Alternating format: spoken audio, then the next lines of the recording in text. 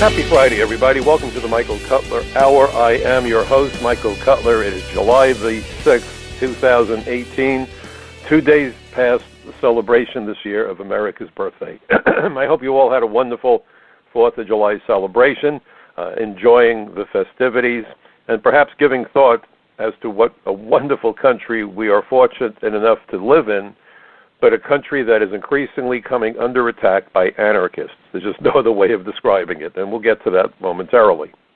For those of you who are familiar with me, familiar with the program, know that ever since 9/11, I have been determined to provide as many of my fellow Americans and as many of our alleged leaders with the truth about the true nature of America's borders, America's immigration laws, not based on conjecture, but based on my 30-year career with what was the Immigration and Naturalization Service, the INS.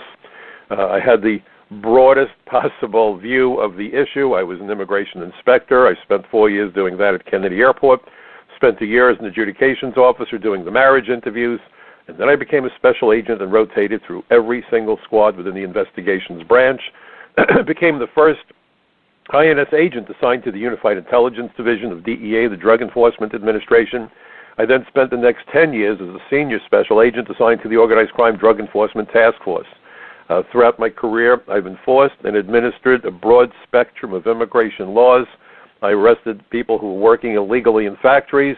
I arrested people working on farms, and criminals, and fugitives, and terrorists, drug traffickers, pedophiles. There was some mornings, frankly, I woke up and felt as though I was the human trash collector. And before people get their nose out of joint, I'm not talking about the typical, as people think of it, illegal alien who have no, and I'll use the word apparent, criminal history, because often what I did find were people who had menial jobs working in factories and so forth, did so because they were wanted in other countries or wanted in this country for committing terrible crimes, including murder. So during the day, and so forth, people who are fugitives still have to earn a living, still have to feed themselves, and still want to hide in plain sight. And how do you do that? You go to a job and you keep a low profile. That, in fact, is how terrorists operate. After World War II, that's how Nazi dirtbags, war criminals entered America and were hiding in plain sight. Some became United States citizens. A division of the Justice Department, the Nazi hunters went out looking for these bums who had managed to conceal themselves as a woven thread in the amazing tapestry that is America. But the average so-called illegal alien with no known criminal history, I don't consider trash. I often consider them, in fact, to be as much victimized by the lunacy of globalism as are Americans who've lost their jobs and perhaps their safety because we won't secure our borders, not because we can't, but we won't. Immigration, as I pointed out earlier today, I was at One American News Network. It will be airing at 8 o'clock East Coast time this evening, the Daily Ledger. I'm very pleased that I've become something of a regular contributor to One American News Network, both on the Graham Ledger program and on their broad spectrum of broadcasting on the news. I keep trying to get people to understand that the immigration system isn't broken. You might think it is. The politicians might tell you that it is. But in point of fact, the immigration system needs to be thought of not as a law enforcement bureaucracy, but as a delivery system that delivers an unlimited supply of cheap, exploitable labor, foreign tourists, foreign students, and for the immigration lawyers out there, an unlimited supply of clientele. And that includes members of Congress. You have key people in the House of Representatives and Senate who are immigration attorneys on both sides of the aisle. Believe me, they don't want to interfere with that flood of clients heading across the border. That is their livelihood. That is the way they make their money. If you interfere with that, then you're interfering with their livelihoods. They have no problem interfering with other people's livelihoods. But don't you dare mess with theirs. And so that's where we are today. And now, of course, the craziness of anarchists calling for the dismemberment, dismantling of ICE. Incredibly, some of them take on the appearance of so-called, whatever that means, mainstream Democrats. Full disclosure, I'm registered as a Democrat, but I've really stopped thinking of them as mainstream. I'm not so sure the Republicans are mainstream either, by the way. I have plenty of anger and resentment for both parties. But what I resent the most are these seditionist calls for attacking members of the administration, whether it's law enforcement, whether it's cabinet officials, that we're hearing from the likes of Maxine Waters and some of her so-called playmates. The First Amendment is an amendment that I'm eager to practice. I do this program because of it. I appear whenever and wherever I can. Yesterday I was on the Laura Ingraham program, the Ingraham Angle. I was on her show a week ago as well, celebrating my First Amendment right. But what seems to have been forgotten is the word peaceable assemblage, that parcel with the right to have meetings peaceably. Don't go out there threatening people. Don't go out there violently. Don't go out there like that thug who took a teenage boy's Make America Great Again hat, if you saw it on Fox News. I don't even know if the other networks covered it, and then dumped the soda in the kid's face. He was arrested, but remarkably, the Democrats who are all about no bullying, we're too fragile, you can't bully us, don't stand up. If someone does something, run for help. You know, this whole mystique about being helpless and hopeless and no bullying, right? Well, when the bullying is done against someone they don't like, then suddenly they're ecstatic. You see, and that's the real problem that we have. The desire by America's enemies, by democracy's enemies, if you will, who want to shut down free speech, unless you're advocating for their position, and it doesn't work that way. That's not how democracy functions. That's not how a democratic republic is to be governed. And increasingly, those strident voices from the Democratic Party, this is the new Democratic Party, make no mistake. It is strident. It is ugly. It is about attacking people verbally, intimidating people. Get your way at all and any costs. Folks, that is not what this country was built on. That's not what America stands for. That's certainly not what the First Amendment is about. And in America, we need to develop a stand-your-ground philosophy, and I'm not talking about firearms. I don't want any violence, none of that. But when someone confronts you and proves to you they're stupid, and I know my mom, may she rest in peace, used to always admonish me and say, there's no sense to winning an argument with an idiot, it's still important that we push back verbally, with facts, with logic, against those people who would undermine our country's security and survival, because no less than that is at stake. A country without borders, as I've written in the past, can no more stand than can a house without walls. Our borders are our first and last line of defense, and the border doesn't just exist along the U.S.-Mexican border, but it exists along the northern border that we share with Canada. It exists along America's 95,000 miles of coastline. Our border also exists at international airports. And so we have people calling for the dismantling of ICE. We're going to terminate ICE, no more deportation, no more immigration law enforcement. So I want to point you in the direction of a couple of articles that I've written for Front Page Magazine. One, Immigration Anarchists versus National Security. The subtitle, Dismantling ICE Would Lower America's Shields in a Dangerous Era. And a couple days earlier, I wrote the obverse of that, how ICE plus local police cooperation are a winning formula. So please understand something. First of all, we're going to dispel the myths. That's the purpose for the show, to be a mythbuster. I don't use dynamite the way the mythbusters on TV did, but let's blow up the myths. Advocating for secure borders and effective but fair immigration law enforcement is not, I repeat, not an anti-immigrant posture. Calling for secure borders and effective immigration law enforcement, this may be a shocker, is a pro-enforcement posture. The notion of it being anti-immigrant is a lie, but that's the game being played by the immigration anarchists, and that's what I call the other side. They're not pro-immigrant. The immigrants are at greatest risk within their ethnic immigrant communities by transnational criminals from their own country, of their own ethnicity, who come to America to ply their trades, whether they're drug traffickers, gang members, organized crime, disorganized crime, whatever. And we see this in every race, religion, ethnicity, because human beings are human beings. No matter the person's skin color, we all bleed red. No matter the person's skin color, each group in America has the good, the bad, and the ugly. This is not a one-sided situation. This isn't about Latinos versus Asians versus... No, folks. As human beings, we can point to shining examples of individuals in every race, ethnicity, religion, within each one of those groups. Shining examples of brilliance, compassion, achievement, and we could show depravity in each one of those groups. Every one of those groups have a criminal and a sociopathic element as well as the high achievers, because this is human nature. People are people. So when we hear the nonsense that if you want secure borders, you're xenophobic, I'm not. If you want to say I'm nativist, now that's an interesting term that seems to be applied. If you're a nativist, you want to put Americans first. Well, you know what? If that's the case, folks, I stand guilty as charged.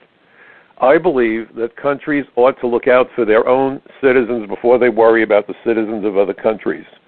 I'm a parent, and I can assure you that my priorities, as my children were growing up, was to make them my number one priority, human nature.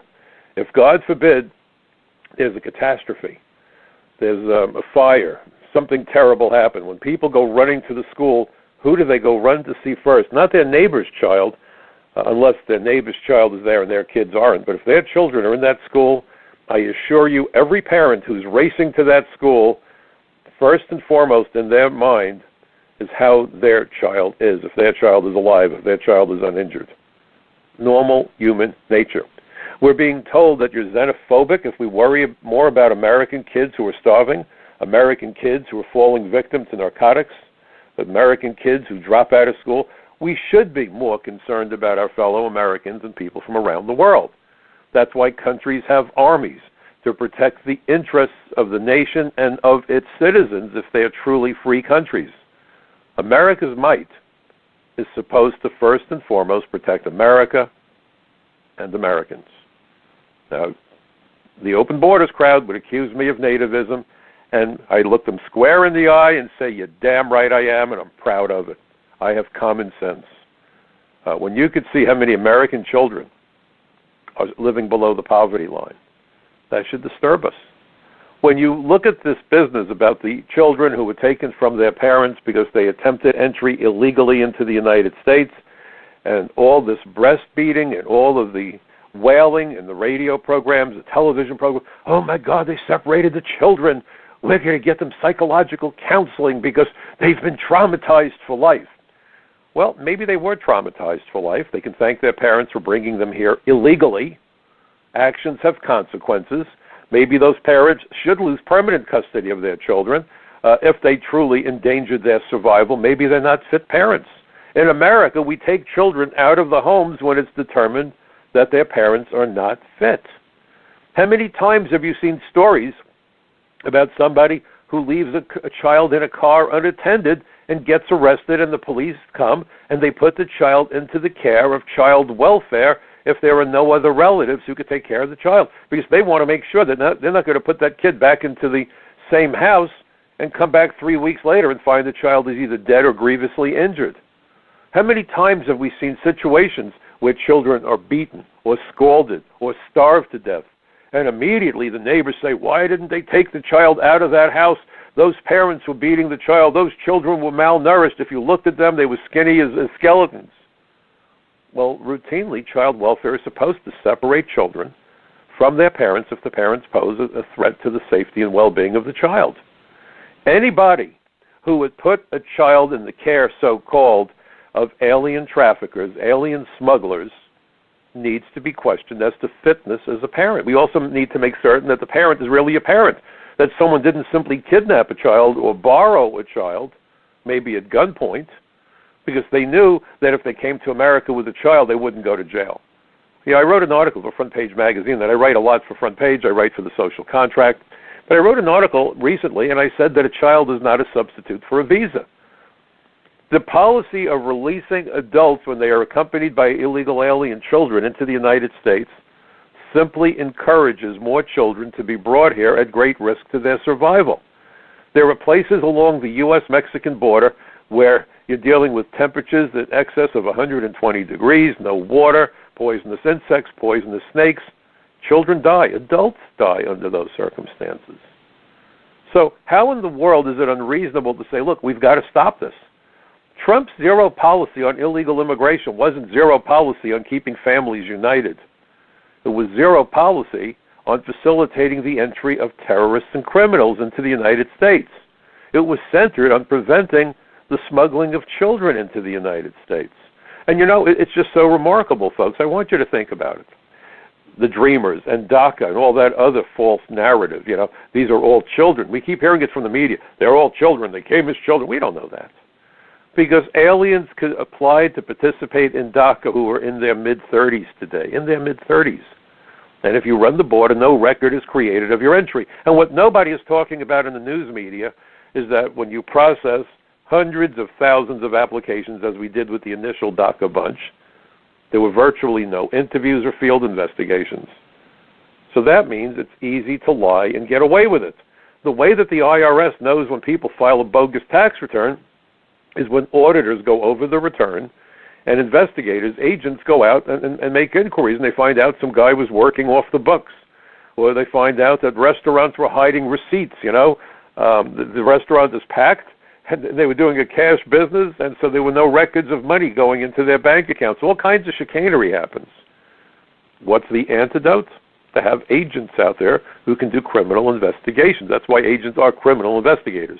In fact, when I first became an INS criminal investigator, that was our title. They didn't even say special agent. And then they changed the title to special agent so that it was compliant with other agencies who hired similar employees, whether it was the FBI, Secret Service, DEA, ATF, and so forth.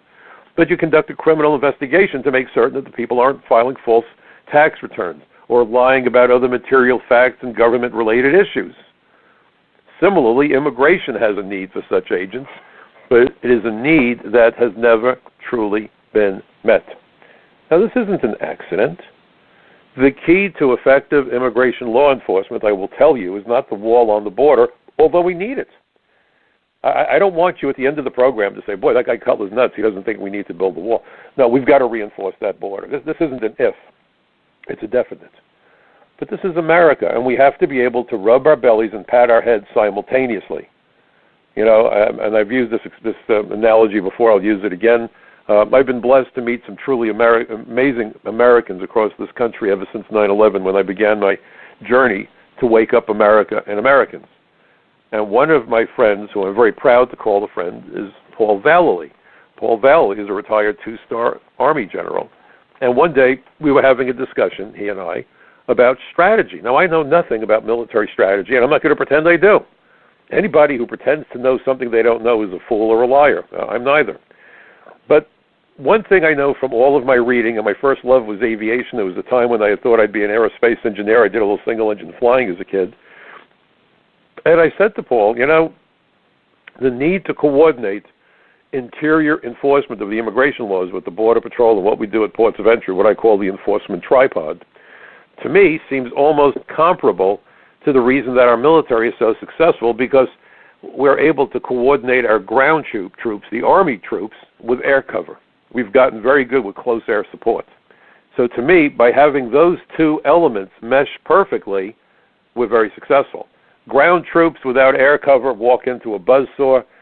Air without ground troops can't hold territory. So to me, it would seem that those two must be interwoven and choreographed precisely so that our guys don't get killed by the aircraft, and the aircraft would be able to deliver the knockout blow to go after anybody who would attack our troops on the ground.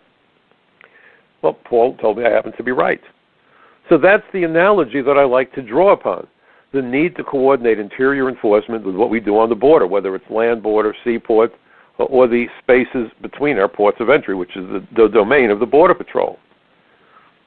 We have never had an adequate number of Border Patrol agents, certainly, but of even greater consequence, we've never had enough immigration agents.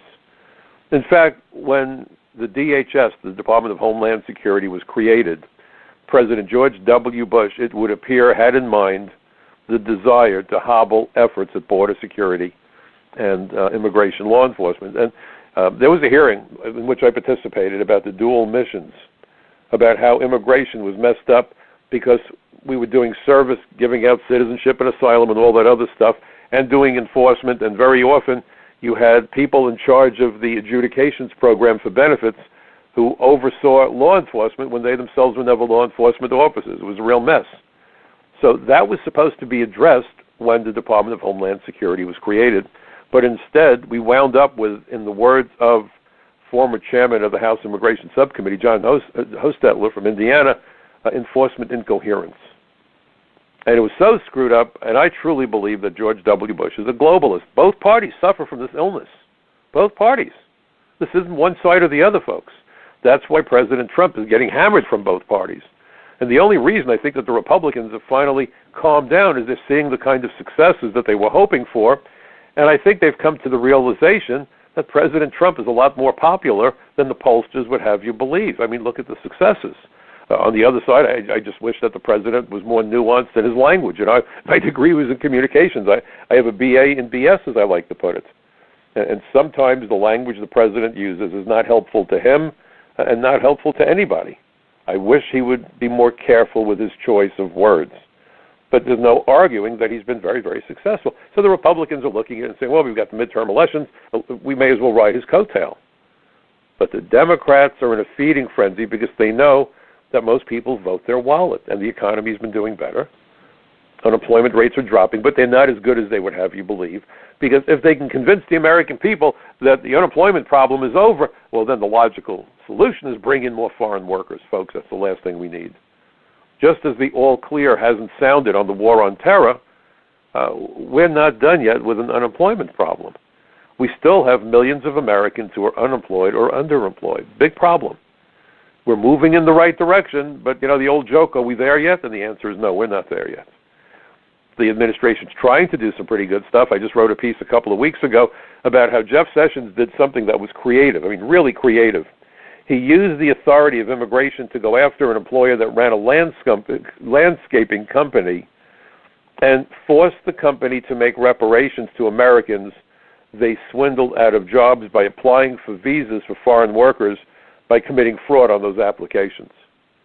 And I've often said that maybe the solution to a lot of this is for American workers to hire lawyers and start suing employers and politicians who cost them their livelihoods. You see? So here we have Jeff Sessions, the Attorney General, using that tactic, and instead of hiring a law firm, well, he's got the biggest law firm you can imagine. It's called the Justice Department. So when people say, let's dismantle ICE, think of what would happen. Think of and I'm just going to look now at the immigration missions. And one of the problems we have, and one of the problems that John Hostetler had, we share the concern, is that they never should have taken immigration and added it to U.S. Customs. It's Immigration and Customs Enforcement. Why? We needed an agency that single-mindedly focused on immigration law violations, not dilute it.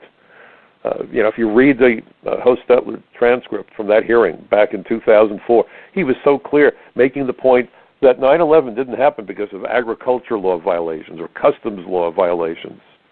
9/11 happened purely because terrorists were able to gain entry into the United States. That's the realm of immigration, folks. And they were able to embed themselves, hide themselves in plain sight as they went about their deadly preparations. How? By committing more violations of immigration law, applying for political asylum, marrying American citizens, getting United States citizenship. And we've seen that happen since 9/11, the Tsarnaev family getting political asylum. Can't go back to Russia. We have a credible fear of persecution, or worse. Yet as soon as we gave them lawful status, what did they do? They went back to Russia. Well, clearly they lied. And then they got green cards. And one of their brothers, one of the brothers, became a U.S. citizen. The other one had some issues that the government was trying to resolve when they attacked the marathon and killed and maimed so many people on that terrible day back in 2013.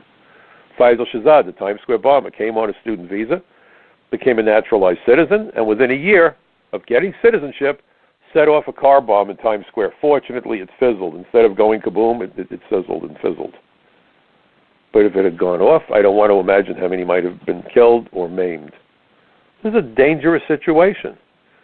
So we know that immigration was the issue. So I'm not going to talk about the other missions for ICE, but just realize it's money laundering, it's kiddie porn, it's narcotics.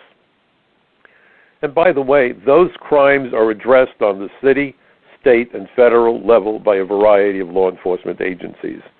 Immigration is solely the domain of immigration. And it's so funny because sanctuary cities, on the one hand, they got upset when Arizona tried to pass their own immigration law and the Supreme Court got involved. And they said, oh no, the feds have to do it. And now they want to make damn sure that the feds failure by design. But let's take a quick guided tour, and I'm going to make another observation for you. And you may find this difficult to believe.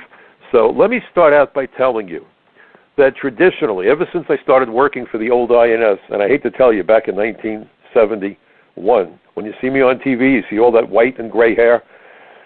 It wasn't a bad night's sleep that did it. It's old age, folks.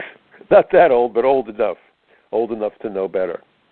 The biggest competitor that the investigators for the INS had always was and still is the Border Patrol, believe it or not. Money that was appropriated to the old INS primarily went to the Border Patrol. The emphasis was on the border, secure that border. Part of it was not very bright people in Congress. Not a shocker to say it. I mean, there are some smart people there, but a lot of these folks, oh my goodness. But the other part was, for the Border Patrol, that worked out great. And the politicians loved that photo op where they could stand with a bunch of Border Patrol agents standing behind them, you know, the green machine in their uniforms and the big hats and the whole bit. Holy smoke, look at that team. But again, it's also the single-mindedness. Well, they're coming across the border, not thinking about the airports, the seaport, border. So the Border Patrol got the new cars. Immigration agents got Border Patrol cars after the Border Patrol beat the hell out of them and put 130,000 miles on them. I had some cars that kind of drove sideways. I don't even want to know what the Border Patrol agents did to those cars. And they all had the same green and white paint scheme, so we would get the Border Patrol cars. The lights and sirens were removed because in the old days we didn't even have lights and sirens in our government cars. And then they'd bring it over to some body shop that would do a $100 paint job on it. And it looked like a $100 paint job because when it rained, the paint's coming off the car. I think they used watercolors because the star of the show was the Border Patrol. They got the money, they got the cars, they got the equipment, they got the publicity, they got the attention. When Clinton was elected president, I remember coming into the office, and we had just arrested a bunch of illegal aliens, including an alien I arrested who had a gun on him. And there was the newspaper headline. Janet Reno. Goodness, I can't get Napolitano out of my head. It must be a recurring flashback nightmare.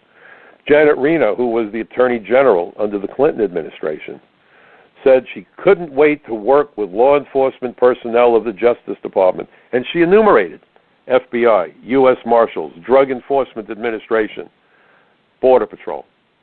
Border Patrol. What happened to the immigration agents? We weren't even mentioned. We didn't even get honorable or maybe dishonorable mention. What's an immigration investigator? Jack Shaw had been the head of investigations for INS at headquarters. He was the #1 guy.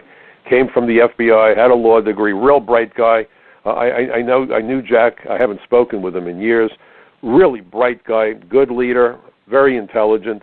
He testified at a congressional hearing and said that Doris Meisner, the commissioner, had said that interior enforcement was a term of usage devoid of meaning because it was invented by the special agents. She made damn sure that it was devoid of meaning. And understand why. If you are the Chamber of Commerce, the last thing you want to hire are immigration agents. Why? Because one of the things immigration agents might do, especially after the Immigration Reform and Control Act of '86, is fine employers who hire illegal aliens intentionally. So they don't want any agents out there that are digging around in corporate records and making cases against employers. They want the employers to get away with displacing Americans. Americans expect a living wage. Americans are fussy. They won't work in dangerous conditions. Americans expect that withholding will be taken out and workman's comp will be taken out. If you could hire an illegal alien, you could get away with all kinds of shenanigans, treat them like trash, put them in perilous situations, swindle them out of half the paycheck and not even pay them half the time. What a wonderful thing to do if you're a dirtbag, greedy SOB. Look, people don't hire people who are here illegally because they're compassionate. That's bunk. You hire people who are here illegally and deprive Americans and lawful immigrants opportunities because you're the greediest SOB on the block. And the Chamber of Commerce stands shoulder to shoulder with the worst of the worst of the worst. They are ecstatic. I was at a hearing in Indiana where a representative of the Chamber of Commerce stood up there, and I couldn't believe what he said. He said, I've got the courage to tell you what no one else has the guts to tell you. As a member of the Chamber of Commerce, I want America flooded with every last day laborer, foreign worker, documented, undocumented. Bring them all. We'll put them to work. They're great workers. They don't complain. They're the ones we want to hire. I almost fell down. We want to break the law and we want to get away with it, was the message. And the way you get away with it is make damn sure there's no immigration agents out there snooping around and creating problems for people who are exploiting the workers. That was the message of the Chamber of Commerce. And they are powerful. They own politicians lock, stock, and barrel. That's the reason why on 9/11 we had 26 visa waiver countries. There should have been 0 visa waiver countries after 9/11, but because of the huge amounts of money, and God only knows how many millions, hundreds of millions were pumped into campaigns, those are bribes, folks. Let's be honest and accurate. We now have 38 visa waiver countries. There should be 0. How in the world do we go from 26 on 9/11 to 38 today? It's easy. You buy members of Congress, and too many of them are for sale. They need money to win elections, and that's all they give a damn about. Could you imagine if law enforcement officers operated the way politicians do? How many emails have you gotten in the last year imploring you to send money? Imagine if you got pulled over by a cop and the cop said to you, "Before I talk to you, sir, give me some money." Really? How quickly would you both wind up in jail? I mean, that's called bribery. That's called bribery. Give me money. I need money. I'm running. I have to win. I need money. And if you have no scruples and the Chamber of Commerce comes to you and says, "Hey, Charlie, you want to be the new congressman from wherever it is? I'll help you. But here's what we want." And that's how the game gets played. Then it's not a game because people are dying. People are losing their jobs. They're losing their homes. They're losing their thin slice of the American dream that keeps getting thinner and thinner and more unattainable every single day of the week. Thank you, Chamber of Commerce. And they make no bones about it. If you hire ICE agents, the ICE agents will figure out who's hiring illegal aliens. They will find them. They might even prosecute them. What's the antidote? No agents. No agents. If you hire agents, people will say, "Gee whiz, I might get caught if I run the border. It's not worth it." Well, what does that mean? Fewer people will come here. That's great for us, but terrible for immigration lawyers. They need those people to run the border because that's their clients. Do you think they want fewer clients? Why do you think they call them ambulance chasers? Immigration lawyers are coyote chasers. They're dying to see those people come across the border. So much so that immigration lawyers reportedly, when the caravan was forming in Mexico up from Central America, guess who greeted them with a welcome wagon and went to Mexico to greet them? Immigration lawyers from the United States. Do you think immigration lawyers want more agents out there that might discourage illegal aliens from coming to the United States? I get so confused. Sometimes the term client, illegal alien, they kind of get smushed together, you know? There's kind of a common thread that runs through all this. So really and truly, who actually wants to see immigration enforced? I mean, think of all the people that would suffer. Immigration lawyers, crooked politicians, unscrupulous employers, criminal defense attorneys who need more clients, and we keep importing more drugs and more drug dealers. And look how corrupt we've become. We have the worst heroin epidemic in the history of the United States. We had politicians like Governor Cuomo in New York saying we should never legalize marijuana because it's a gateway drug, and now he's calling for legalizing marijuana. Why would you legalize pot when we're trying to get people to not get hooked on drugs in the first place? Maybe not so much after all. That's where immigration comes in. That's where ICE comes in. By the way, if you don't like the idea of brothels and how women are trafficked, some underage, and the spread of venereal diseases, all that because of the brothels, there's a strategy that works very effectively. I was part of the strategy. We, immigration agents, used to accompany public morals squad, cops, detectives, NYPD, in the old days when we weren't a sanctuary city, and we would raid the illegal gambling houses of Chinatown. We would raid the gambling houses of the mob, and we would raid the brothels, public morals. Now, why did we do that? Well, many of the women were here illegally, but not all of them. But most of the clientele were here illegally. So even if they weren't arrested because they were the Johns who were becoming the customers for the prostitutes, we would arrest them for being here illegally. So Friday night, Saturday night, traditionally, that's the night these guys go out to party. They left their wives, they left their girlfriends back in their home country. Many of these guys were in the prime of life, you know, in their 20s. It's Friday night. What are you going to do? No girlfriend, no wife. They go to the brothels. and suddenly they were getting arrested and deported. So the word went out there. And we used to joke about it, actually. We would raid a brothel, we would take control of the buzzer, and we'd buzz all these guys in, and then they found out to their horror that they were being arrested. So the joke that we used to have back then was when we took that brothel and raided it, lots of guys got screwed, but none of them were having sex. That was the joke of the night, and everybody used to laugh about it. But we shut down quite a few of the brothels, because when you do it consistently enough, the word is out on the street that if you go near a brothel and you are in the United States illegally, you are going to get arrested. And it wasn't a big process. You were here. They used to have something called MASH. They would run a whole bunch of people through the court. I mean, what's your defense? I'm here illegally. I ran the border. Okay. The whole idea of misusing political asylum, and Jeff Sessions and President Trump are right. Political asylum is supposed to be about people who can't go back to their country because of their race, religion, ethnicity, political belief, because they would face persecution or worse. Most of the people that are yelling asylum from Latin America aren't facing that issue. They're not facing problems because of their race, religion, or ethnicity or political belief. They're trying to flee poverty. They're economic refugees. And then they throw in, well, we're afraid of MS-13. Well, they better not move to Long Island, because MS-13 was on a rampage thanks to Obama letting in all of those hundreds of thousands of unaccompanied minors. Turned out many of them, I don't know what the percentage, but enough of them were members of MS-13 and other transnational gangs, you see. So that's the point to remember. This isn't political asylum. And what's so remarkable today, and this goes along with fake news, which really isn't fake news, it's propaganda designed to alter understandings of issues. I always quote Orwell. George Orwell said, "Who controls the past controls the future. Who controls the present controls the past." The idea is that by altering news reporting and misleading students about history, you can rewrite history and alter the trajectory of society, because people don't know what the real history was, so that they can't avoid repeating prior mistakes. That's the whole point to this. So understand what Orwell was warning us about, and we're seeing it play out all the time with fake news.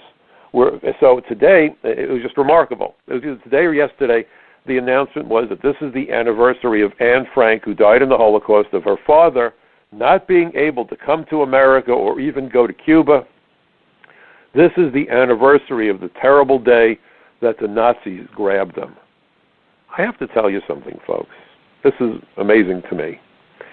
I certainly am well-versed about Anne Frank. When I was in Europe many years ago on my honeymoon with my first wife, may she rest in peace, we visited Anne Frank House. It was chilling. We signed the guest book. It was very disturbing. My mother-in-law had been in a concentration camp. My father-in-law lost his family to the Nazis. His brother was machine gunned. He was almost killed, managed to escape off one of those trains taking the people to the concentration camps. And he told me how he was running through the forest and bullets were hitting the trees all around him, how he heard the bullets whizzing past his head. So I'm familiar with Anne Frank, but I didn't realize what the anniversary was, because no one ever talked about it. It's 76 years now. Now, isn't it remarkable that I've never, ever, never heard anybody in the news talk about the anniversary of Anne Frank and her family being taken into custody, held hostage, abducted. I don't know what words to use. There's no words to describe the Holocaust or the Nazi scum, okay? But no one has ever made a point of telling us about the anniversary of when they were taken until now. Why? Well, the parallel is obvious. America, once again, won't allow the immigrants into the United States. And then we had the wackaloon from Africa who scaled the Statue of Liberty. Now, I'm all about the First Amendment. This program, ladies and gentlemen, is about the First Amendment. I go on radio and TV, and I stand in front of live audiences, better than dead audiences, I guess, as a matter of routine. I'm a big fan and proponent of the First Amendment, of debate. I did debating in high school and college. I was going to teach debate on the college level, had an opportunity to not come up for me to become a federal agent. I'm a great believer in debate. I'm a great believer in expressing your beliefs. But that doesn't give you the right to desecrate an American monument and damage it.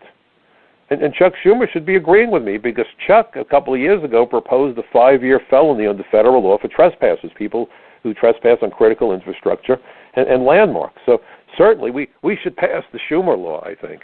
And if we did, that woman would be looking at 5 years in jail. And I bet if you called up Chuck Schumer, he would tell you how much he would love to see that woman in jail for 5 years. Or maybe not. Or maybe not. But anyway, so here's a woman who talk about biting the hand that feeds you. This is now, if you look at her record, this isn't the first time she's done it. She's launched a bunch of lawsuits. In one case, according to the newspaper, her lawyer walked away from her. I wonder why that is. And talking about, white supremacists.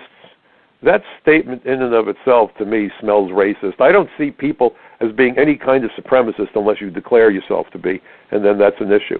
We should be looking at each other as being fellow human beings, not white privilege or black this or green that or purple that. Certainly Martin Luther King did not want to see racial or color lines drawn. The whole point to the civil rights movement was to erase those color lines, wasn't it? So she's out there doing her thing, and where does she do her thing? At the Statue of Liberty.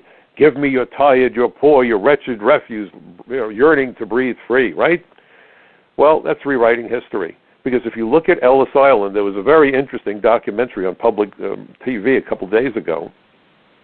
I believe it was called Forgotten Ellis Island. Ellis Island was a massive quarantine station that had the biggest public health hospital in the United States at the time. 22 separate buildings. Thousands of people died there coming here from other countries. Children were taken from their parents.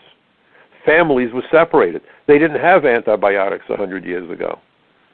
So if a mama bear, papa bear, and 4 baby bears showed up, and mama bear or papa bear had a terrible disease, the family had a tough decision to make. Either they all go back to the home country, or the family splits up, maybe never to see the family members again, because somebody had to go home, the person who was sick. And there's another component to Ellis Island that nobody talks about, but the documentary spoke about it, and it's very interesting.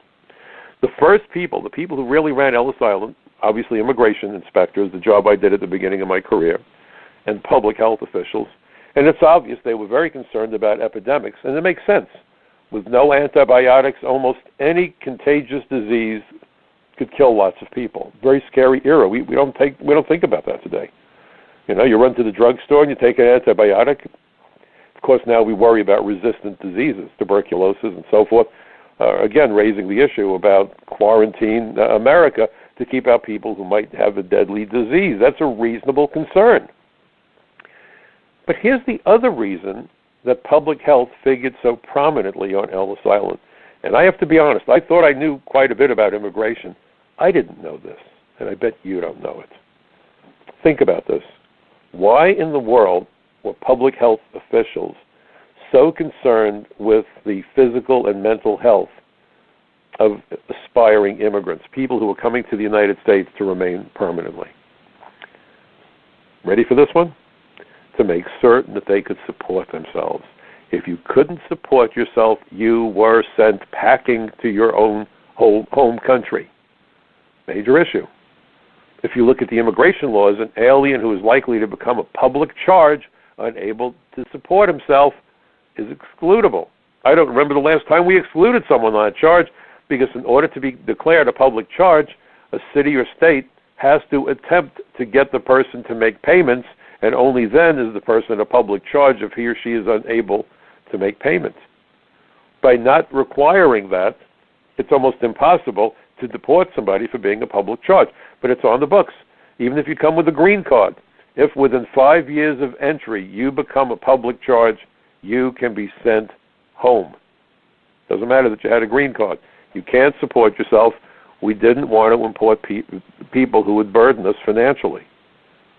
Isn't that an interesting concept? But don't tell that to the people who keep screaming, give me your tired, you're poor.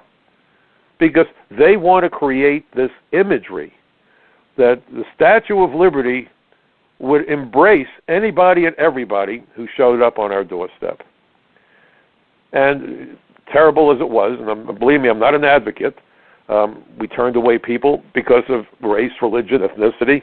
Jews weren't particularly welcome. People from Eastern Europe weren't particularly welcome. Italians had a hell of a time of it. We had the problem with the Irish not being permitted in. All kinds of crazy stuff went on. We could probably talk about the Chinese exclusion laws. We got past all those. We learned our lessons of history.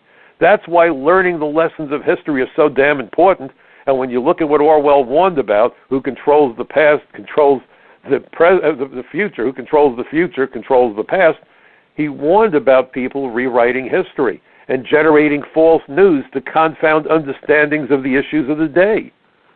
Otherwise, you can't learn from history's mistakes.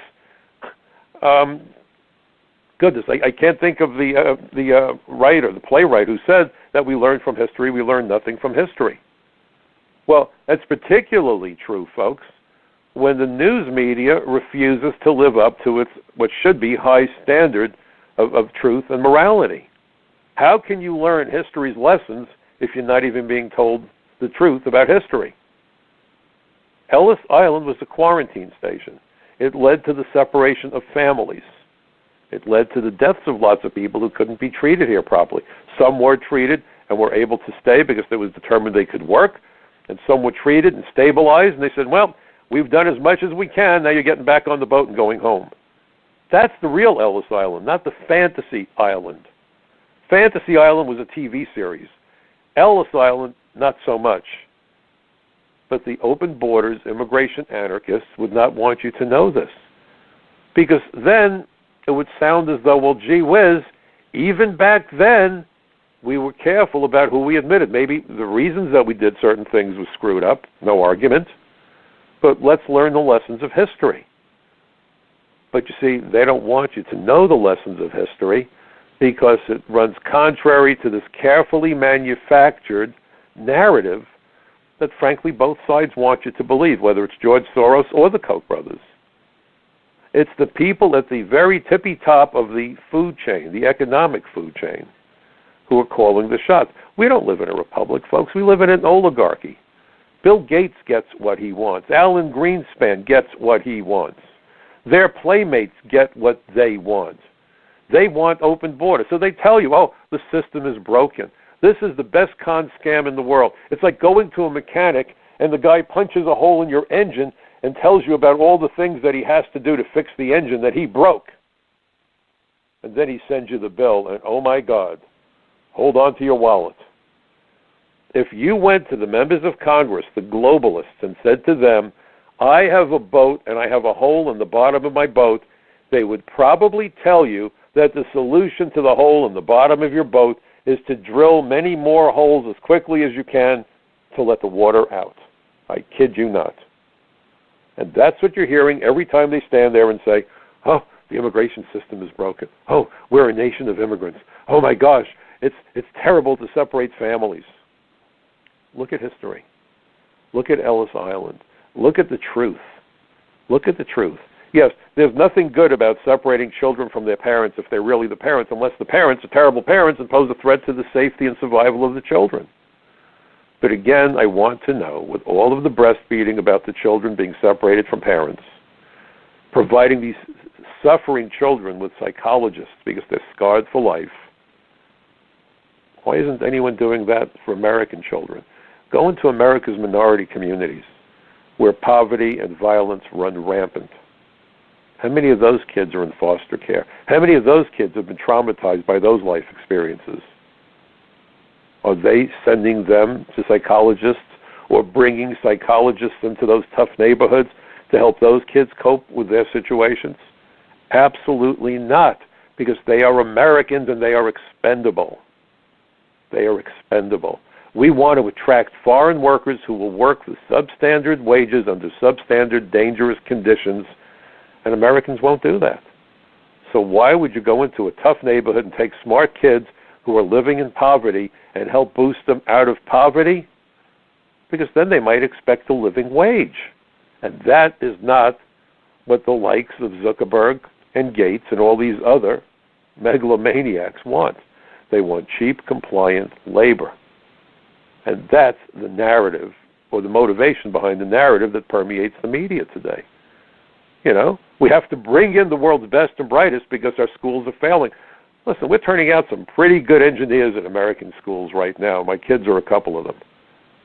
The problem is that reading scores are down and math scores are down, not because American kids are idiots or the schools aren't teaching them math and science, but because you have so many millions of kids in our schools who can't read or write English that they are pulling down the numbers, which helps to perpetuate the myth that we're a bunch of dummies and need to import foreign workers and foreign students. If our schools are so lousy, why do we have hundreds of thousands of foreign students from India and China and elsewhere learning the STEM curriculum in the United States, science, technology, engineering, and math? The reason is our schools do a damn good job of teaching the subjects. It's just that the politicians, the political and economic elite, don't want American kids in the schools. The dumber they can make us, the more they can bring in more foreign people to work in America who will accept much lower wages without 401k plans and health care and so forth, the happier they are. Even if we compromise national security by educating our adversaries. And I've written about that for Front Page Magazine. We're being scammed. And now you have the anarchists who are out there, and there was this one group, and One American News reported on them, called the Metropolitan Anarchist Coordinating Council here in New York City, calling for the termination of ICE. Calling for the termination of ICE. I want you to think about what that means. Without ICE, national security would be undermined. There would be no way of stopping a human tsunami of people coming across the border knowing that once they get past the border, nothing will happen to them except they will get everything that they want. They will immediately file applications with no ICE agents to do the investigations. Every application would be automatically approved, no questions asked, because it's the agents who would ask the questions. Immigration lawyers would make more money than ever before, and America could collapse because you would be bringing in so many foreign workers. Infrastructure couldn't deal with the onslaught. Schools, hospitals, mass transit, overwhelmed. But the people at the top of the food chain who are in a feeding frenzy, well, folks, literally and figuratively, they would be making out like bandits. That is what has to stop. Any politician who calls for the termination of ICE needs to have his or her career terminated in the voting booth. Elections are coming November. Don't just agree with me. Make sure you vote. Make sure you talk to your neighbors about the real implications of the destruction of ICE, because it's a suicide pact. It's a suicide pact that no rational American ought to be signing on for. Anyway, I thank you for spending the last hour with me. I hope you find it informative, thought-provoking, interesting. If you do, please tell as many of your friends and neighbors and fellow workers and family members about my program, about my website, michaelcutler.net, and please make certain that you get involved. You know, I always make the point, democracy is not a spectator sport. It's not just words. Those are words to live by. We live in a perilous era. America's borders are its first and last line of defense, and we need to have some courage, some chutzpah, to stand up for what's right, not just for ourselves, folks, but for our children and for our children's children. Political activism today really is an element of good parenting. Hope you have a great weekend. I look forward to seeing you again at the same time, at the same place, right here on the Michael Cutler Hour. Have a great weekend, everybody. See you next week.